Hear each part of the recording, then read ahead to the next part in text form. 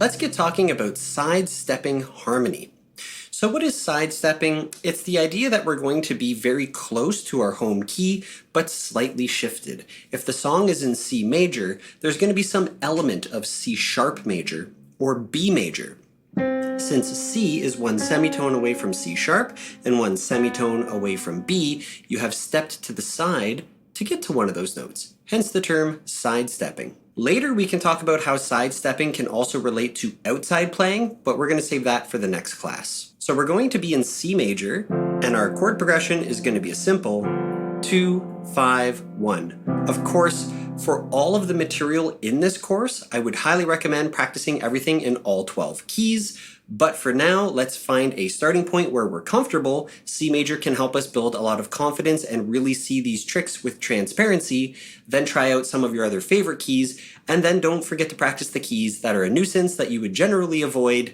It's highly recommended that you practice in all 12 keys. So if we take that 2-5-1 in C major and sidestep the first two chords, so we have a 2-5 of B major and then a 2-5 of C major before we resolve, it can sound really cool when we're improvising because there's this stretching effect into the home key. It's a bit of a disorienting feeling, and that's okay. That's kind of what we're going for. It's like calculated disorientation.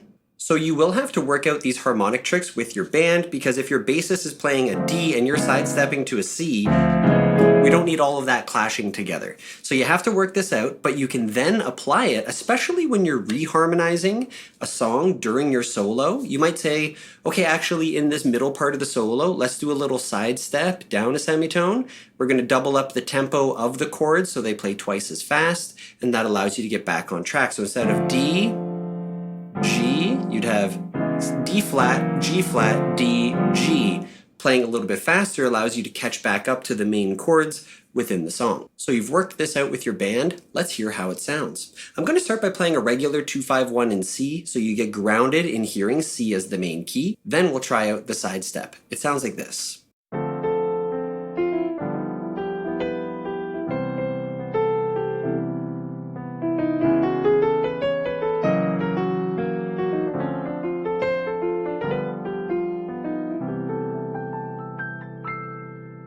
So as you can see, it really twists the sound of a conventional 2-5-1. Let's stick with this idea of B being our sidestep for now. So everything's sidestepping down one semitone. What if I was just to play the flat 2 and then the regular 2? So we have D flat minor 7, D minor 7, and then no 5, just resolving straight to the 1. Let's hear how that would sound. So I'm going to start with the 2-5-1 in C and then pull into that.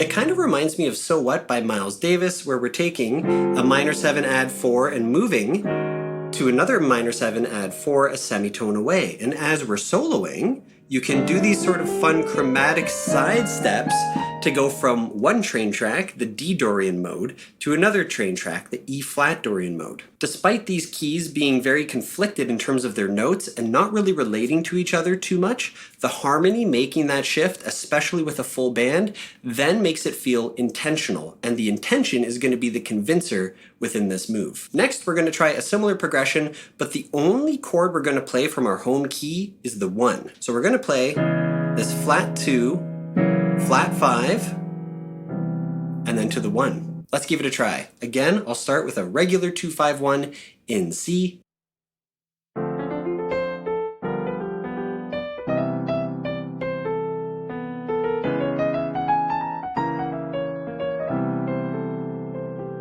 That one feels a bit more shifted right at the end, but again, it's a really fun push and pull for that harmony.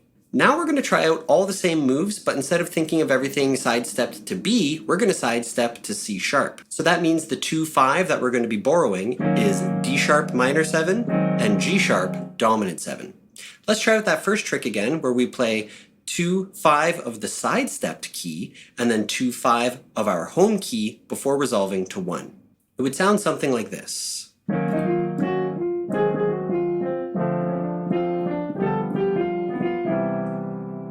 And what I'm doing there is taking a bit of a phrase and shifting it. So whatever you have on this first 2-5, let's say it's,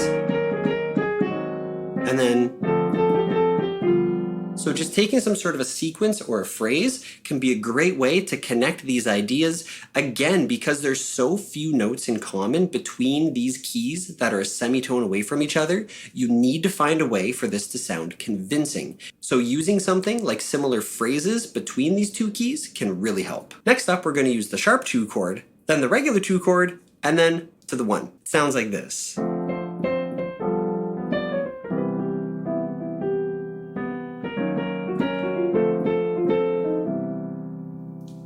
Again, using similar phrasing. It's a really fun way to shift between those two keys. Lastly, let's only use the 1 chord from our home key. We're going to use the sharp 2, the sharp 5, and then our regular 1. Again, I'll give you a regular 2-5-1 to get started in C.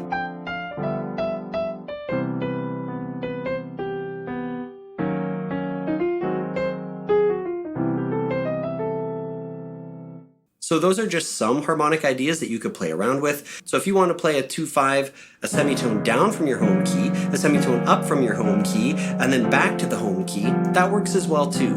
You can extend these progressions as much as you'd like. Just keep in mind you don't want to overdo it, as it can be a pretty jarring harmonic movement. This works for major 2-5-1s as well as minor 2-5-1s. I'd recommend exploring where you can put this into your own solos and your own re-harmonizations of the songs that you've come to love and play. Remember to coordinate these moves with your band, especially the bassist or guitarist if you're playing with one. I'll catch you in the next class, where we're going to take this concept to help us springboard into something called outside playing. I'll see you there.